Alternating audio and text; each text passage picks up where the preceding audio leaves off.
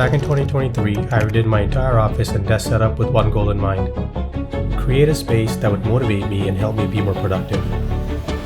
At first, everything was great. The change was refreshing and I felt inspired.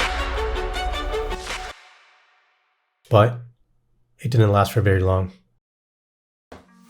Even though I tried to keep the office clean and organized, between not having enough storage and just being busy with life, clutter slowly crept in, and before long, the space was completely overtaken. The desk became home to piles of documents, an ever-growing stack of our daughter's artwork, camera gear, tech gadgets, and random little things that somehow always finds their way onto the desk. I no longer felt the desire to be in this space. I was constantly overwhelmed by the mess, and getting anything done felt impossible. That's why I decided to transform the space once again, this time focusing on functional design. Functional design is the practice of designing spaces that are not only visually appealing, but also serve a practical purpose. It considers various factors such as spatial layout, ergonomics, lighting, and storage, ensuring that every element in the space has a purpose and contributes to the overall functionality. Essentially, it's a concept that combines form and function. I thought about how I was using the space, what tools I was utilizing, and how aesthetics will play a role to come up with a solution that would maximize efficiency while allowing it to look aesthetically pleasing. In the end, I identified 3 key areas to achieve this: organization, aesthetics, and quality of life improvements.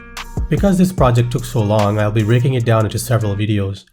This one will focus on how I decluttered and organized my office to not only clean up the space, but also set myself up to keep it that way. The goal is to have a designated home for each item where it can be retrieved and returned easily. In my next videos, I'll show you how I incorporated aesthetics and quality of life improvements into this office and desk setup makeover. So make sure you subscribe and hit the notification bell if this interests you. My hope is that in the end, it'll give you some ideas on how you'd like to design your space.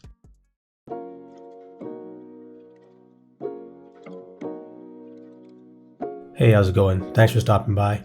My name's Divi, and one of the biggest issues I have is holding on to things that are not important or things that I don't even need, simply because I believe they might be of use at some point. I inherited this mentality from my parents, who are from a different time and place where scarcity was a real thing. Somewhere along the way, this practice rubbed off on me, hence the reason why my storage closet is overflowing with so much stuff.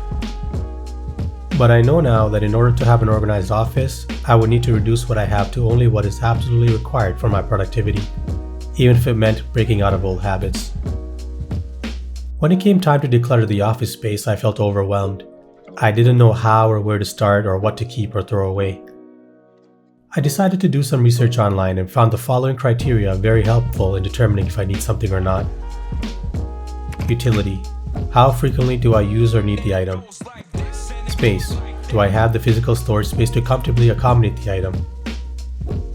Sentimental value. Does the item hold deep personal meaning even if it's not used frequently? Condition. Is the item still in a good, usable state? Replaceability. Can the item easily be replaced if needed in the future? I asked myself these questions as I went through each and every item in the office and the closet.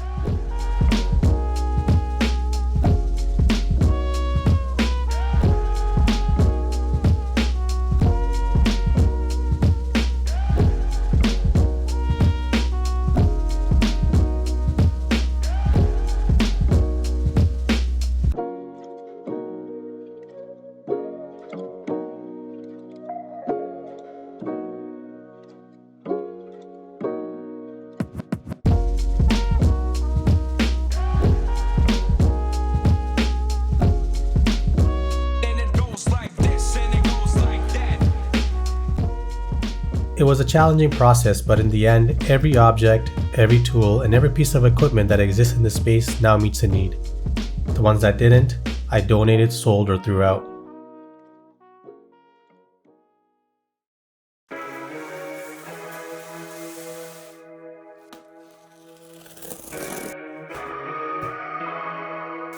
This is a filing cabinet made by the company Vincetto. I picked one up from Facebook Marketplace and got another identical one from Amazon. The white color combined with the minimal design and flush front will incorporate nicely into any setup. For this setup, I chose to hide them away in the closet to allow the office to be more open.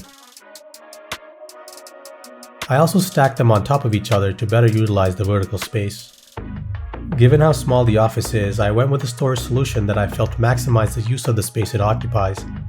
I then cleared the IKEA cupboards and moved them into the closet as well. Conveniently, almost all of the items that I've kept have a home in either the filing cabinets or the cupboards. It was time to start organizing the office items in the filing cabinets. The very top drawer will house the camera gear. A Sony a7 Mark IV, 3 lenses, a flash unit, and batteries. Just like my Pelican case, I decided to use a foam pad to safely store my camera gear. The pre-cut grid on the foam pad makes it easy to cut and pluck out the exact shape of each item, allowing for a snug fit. Another great thing about the foam pad is that it's cheap, so if I do end up upgrading my camera gear in the future, I can grab another one and cut it out as I need.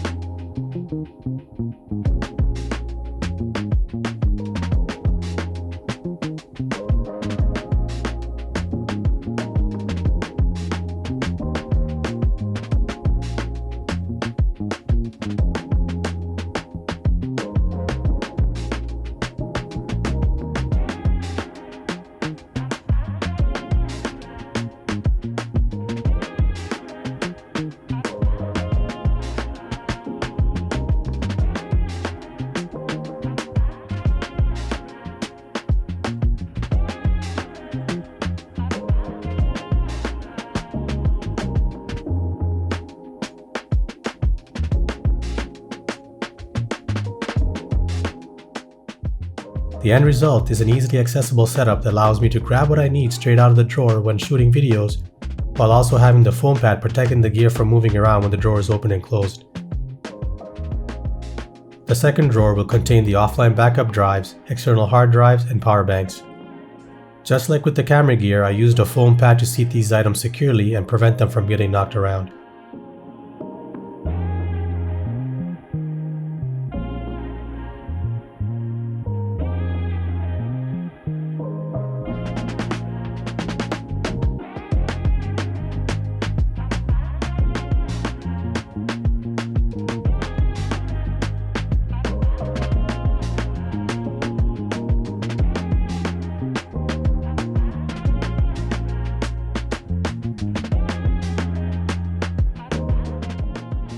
I created custom labels for each item to easily identify them, especially the offline hard drives. Before, I had the drives stacked on top of each other, which meant I had to pull out the ones on top to get to the ones closer to the bottom. But now that I've placed them vertically, I can pull out the exact drive that I need easily. The third drawer is where all of our documents and paperwork will live. Since it's a filing cabinet, it only made sense to have a filing system for our documents, so I sat down and thought about the types we have and how I wanted them organized. My wife and I will have folders for our personal, work, medical, and financial documents, while our kids will have ones for school, medical, and miscellaneous documents. There will also be folders for documents related to our home and car. For essential life documents like our birth certificates, marriage certificate, and passports, I got an accordion file organizer to put them in. In case of an emergency, we wanted a grab-and-go solution rather than having to dig through the filing cabinet for them. Once I was happy with the filing system, I sorted through all of our documents, keeping and categorizing the ones we needed and throwing out the ones we didn't. To be perfectly honest, I feel like I can digitize quite a lot of these, but I'll save that for a future project. I picked up this box of hanging filing folders on Facebook Marketplace. It was a lot cheaper than buying them new from Staples or even Amazon. Using my trusty label maker, I created labels of the categories I created and attached them to the top of the folders. I made sure to display them in a way that made it easy to read when they're in the drawer.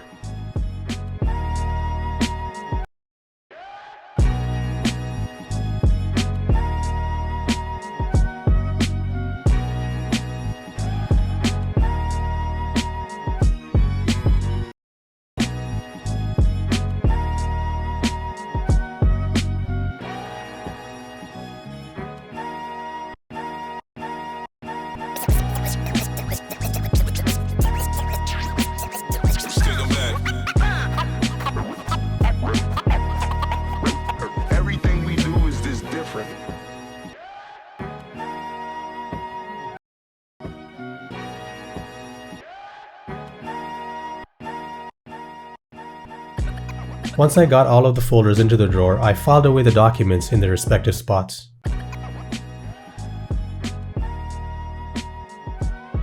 The fourth drawer is the stationery drawer. Because we didn't have a dedicated spot for our stationery, we used to scramble to find a working pen or a piece of paper when we needed one. Now, all of our writing utensils as well as notebooks and other stationery live in this drawer. When I was looking for some ideas online to help organize the stationery, I came across these modular interlocking drawer organizer trays.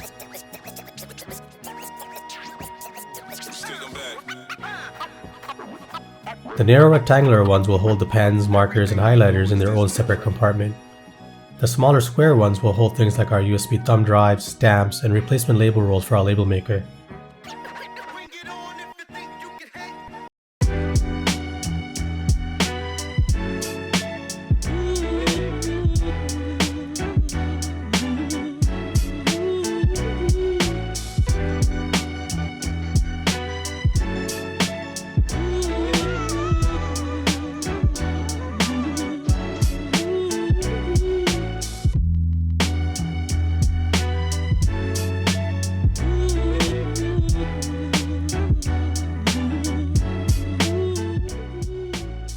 One of the goals of this organization project is to have a dedicated home for our tools and make them easily accessible, and this setup does just that.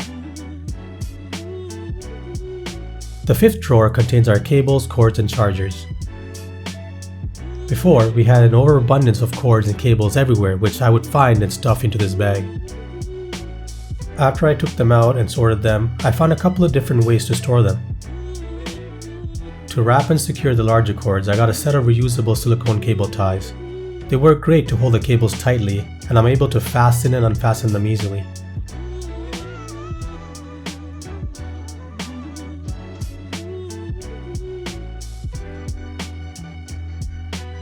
For the smaller cables, I kept one of each type of connector, 2 if they were the more commonly used ones.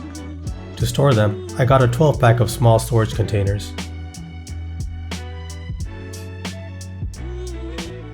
Once the cables were rolled up and secured with a cable tie, they fit nicely inside the container. And just so that everyone knows what type of connector is inside the container, I have fixed labels on them to easily identify them.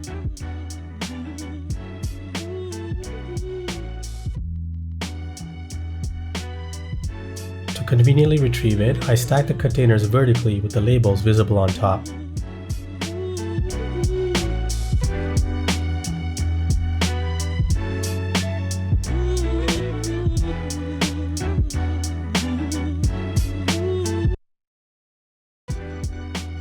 I filled the rest of the drawer space with the drawer organizer trays.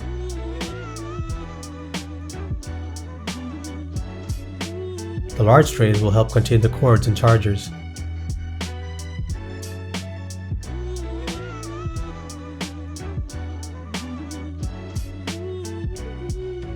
The narrow one will hold all of the different batteries that we have.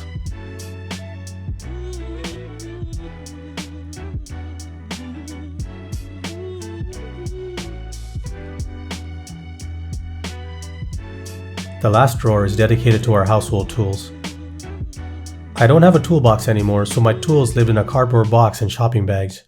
But after the decluttering process, I was left with just the ones I work with regularly.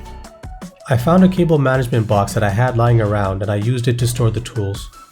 Again, it was a matter of containing these related items in one spot, allowing them to have a place to live. I also had nails, screws, and other fasteners in various boxes and bags. I consolidated them in one place, a craft storage box with dividers. This was a perfect solution since I could have them all in one container, but also be able to keep the different fasteners separated by the dividers. Not having to rummage through a bunch of stuff to find the perfect screw was nice to think about.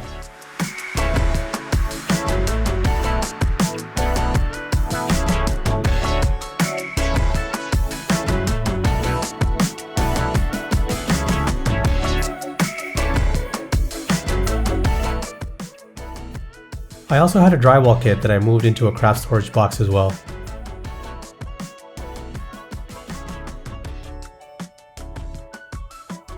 Along with these three things, the drawer held a screwdriver set, power drill and charger, laser level, and a couple of other things.